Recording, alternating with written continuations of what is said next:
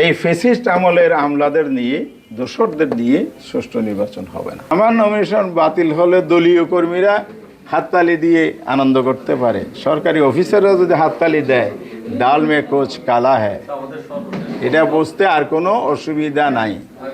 এখানে তো ওনারা দলীয় কর্মীর ভূমিকা রাখলে তাহলে আলটিমেটলি নির্বাচন কি হবে এটা তো পরিষ্কার। ফ্যাসিস্ট আমলে একটা মামলায় অন্যায় বেআইনিভাবে আজকে আমার নমিনেশনের উপর ওনারা অ্যাকসেপ্ট করেন নাই।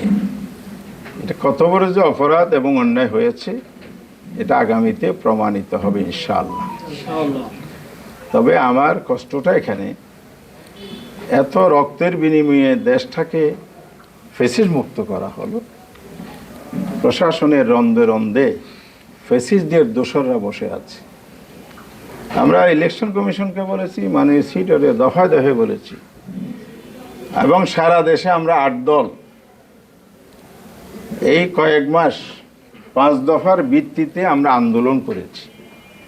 আমরা সবাই মিলে বলেছি এই ফ্যাসিস্ট আমলের আমলাদের নিয়ে দোসরদের দিয়ে সুষ্ঠু নির্বাচন হবে না। লেভেল প্লেয়িং যদি না হয় আপনার স্বপ্নের উৎসবমুখর নির্বাচন ইতিহাসের সেরা নির্বাচন হবে না।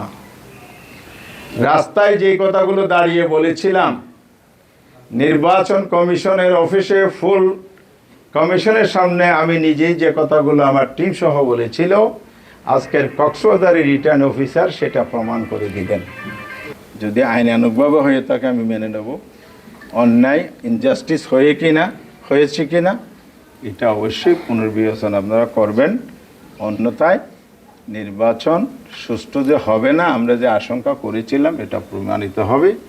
আমরা এটাকে তখন সেইভাবেই বিবেচনায় এনে পরবর্তী পদক্ষেপে যাব। এ ব্যাপারে যেন সরকার পরিস্থিতি স্বাভাবিক রাখার জন্য যে ধরনের আইনানুগ পদ্ধতি অনুসরণ করে কাজ করা উচিত এবং লেভেল প্লেইং নিশ্চিত করা উচিত, প্রশাসন নিরপেক্ষ এনশিওর করা উচিত। এ ধরনের অসৎ এবং এ ধরনের বায়াস, এ ধরনের ফ্যাসিস্টের দোসর, এগুলো থেকে প্রশাসনের দায়িত্ব থেকে ক্লোজ করেন এবং জাতিকে সুন্দরভাবে ভোট দিতে দেন।